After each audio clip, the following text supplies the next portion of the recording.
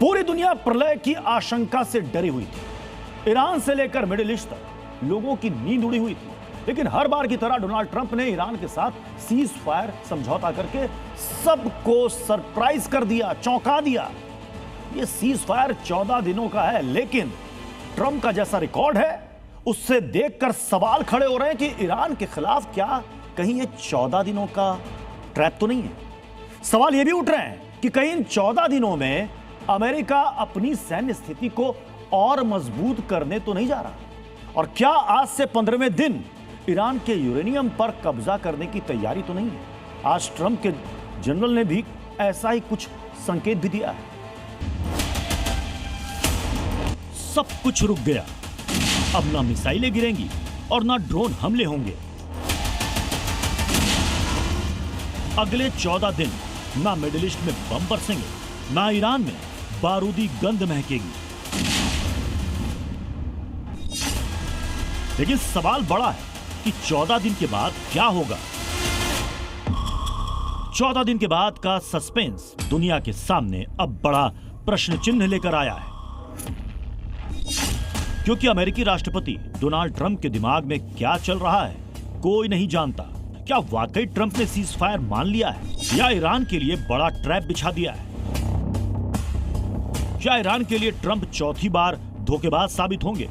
सबसे पहली और ताजा थ्योरी ही ट्रंप के दोहरे चेहरे को दिखाती है। जो ट्रंप ईरान से सीज फायर का ऐलान होने के बाद दावा कर रहे हैं कि वो ईरान के पुनर्निर्माण में मदद करेंगे, उन्होंने इससे 13.5 घंटे पहले ईरान में एक सभ्यता का अंत कर देने वाला पोस्ट किया था। दूसरी थ्योरी का जन्म पिछले साल 2025 में हुआ था। ट्रंप ईरान के साथ न्यूक्लियर डील को लेकर नेगोशिएशन कर रहे थे। 60 दिन की डेडलाइन दी थी, लेकिन बातचीत किसी नतीजे पर पहुंचती उससे पहले ही 22 जून 2025 को ऑपरेशन मिडनाइट हैमर को ट्रंप शासन ने अंजाम दे दिया और 12 दिनों तक इजराइल और ईरान लड़ते रहे। इसी तरह तीसरी थ्योरी जो ट्रंप के धोखेबाज होने का प्रमाण देती है, वो इस युद्ध से ठीक पहले की है। ईरान से 6 फरवरी को फिर से नेगोशिएशन शुरू हुई थी, बातचीत चल ही रही थी। इसी बीच 28 फरवरी की रात को अमेरिका ने ऑपरेशन एपिक फ्यूरी लॉन्च कर दिया, अयातुल्ला अली खामनेई को खत्म कर दिया।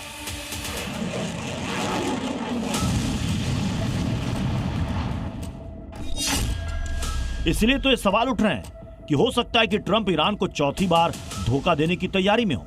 बहुत मुमकिन है कि ट्रंप ने ईरान के लिए 14 दिन का ट्रैप बिछाया हो, जिसके बाद 15वें दिन वो खलीफा के खिलाफ महाविनाश का बटन दबा दें।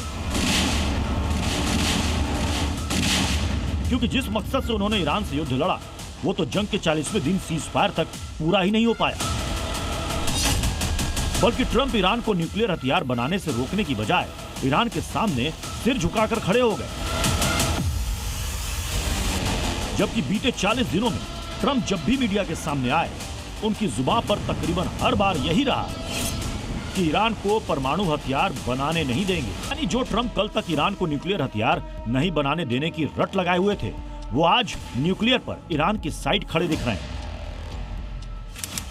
इसलिए सवाल उठ रहे हैं कि ट्रंप क्या कुछ बड़ा करने वाले हैं। अमेरिका और ईरान के बीच जिन शर्तों पर सीज फायर हुआ है, उनमें से एक में ईरान ने साफ लिखा है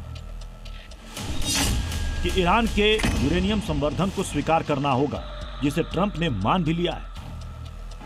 यह अमेरिका के लिए किसी तमाचे से कम नहीं है। सीज फायर समझौते में स्ट्रेट ऑफ हॉर्मुज को लेकर बड़ी शर्त यह है कि ईरान हॉर्मुज स्ट्रेट को पूरी तरह, तुरंत और सुरक्षित रूप से 2 हफ्तों के लिए फिर से खोल देगा। लेकिन इसके बदले में एक जहाज के लिए करीब $2 मिलियन अमेरिकी ट्रांजिट फीस लेगा। इसे भी ट्रंप ने मान लिया। लेकिन इस पर ट्रंप के पोस्ट पर गौर किया जाए तो संकेत गहरे और बड़े मिलते हैं। ट्रंप ने लिखा है कि हम हर तरह की जरूरी चीजों से लदे जहाज वहां भेजेंगे और बस आसपास ही मौजूद रहेंगे, ताकि यह सुनिश्चित हो सके कि सब कुछ ठीक ठाक चले। उन्होंने साफ कह दिया है कि अमेरिका वहां आसपास ही मौजूद रहेगा। तो क्या अमेरिका 14 दिन पूरे इलाके की टोहलेगा, 15वें दिन महाविनाश का ट्रिगर दबा देगा? हालांकि ईरान भी ट्रंप पर पूर्ण रूप से विश्वास करता नहीं दिख रहा है। तभी तो ईरानी मीडिया में साफ कहा जा रहा है कि ईरानी सेना की उंगलियां अभी भी ट्रिगर पर हैं। ट्रंप अभी भी दिमाग में युद्ध लेकर चल रहे हैं। इस बात का एक संकेत इससे भी मिलता है कि भारत ईरान में अपने दूतावास को पूरी तरह खाली करवा रहा है। ब्यूरो रिपोर्ट, जी मीडिया। वो कहते हैं ना, जंग से कभी किसी को फायदा नहीं हुआ, यही ईरान युद्ध में भी हुआ। बेशक 14 दिन का सीज फायर हो गया है, लेकिन बीते 40 दिन ईरान, इजराइल और अमेरिका समेत मिडिल ईस्ट के देशों के लिए तबाही लेकर आया। 40 दिन के युद्ध में जहां अमेरिका के 13 सैनिक ढेर हुए, तो वहीं इजराइल के 30 से ज्यादा नागरिक और सैनिकों की जान चली गई, जबकि ईरान में यह आंकड़ा 3500 से ज्यादा का है। युद्ध में तीनों देशों को आर्थिक रूप से भी भारी नुकसान उठाना पड़ा है। अमेरिका ने जहां 28 अरब डॉलर यानी कि भारतीय रुपयों में 2.60 लाख करोड़ रुपए खर्च कर दिए, तो वहीं इजराइल ने भी 15 अरब डॉलर यानी कि 1.39 लाख करोड़ रुपए खर्च कर दिए, या कहीं कि स्वाहा कर दिए, फूंक दिए। जबकि दुश्मन के हर हमले का करारा जवाब देने वाले ईरान की अर्थव्यवस्था को भी युद्ध के कारण भारी नुकसान उठाना पड़ा है।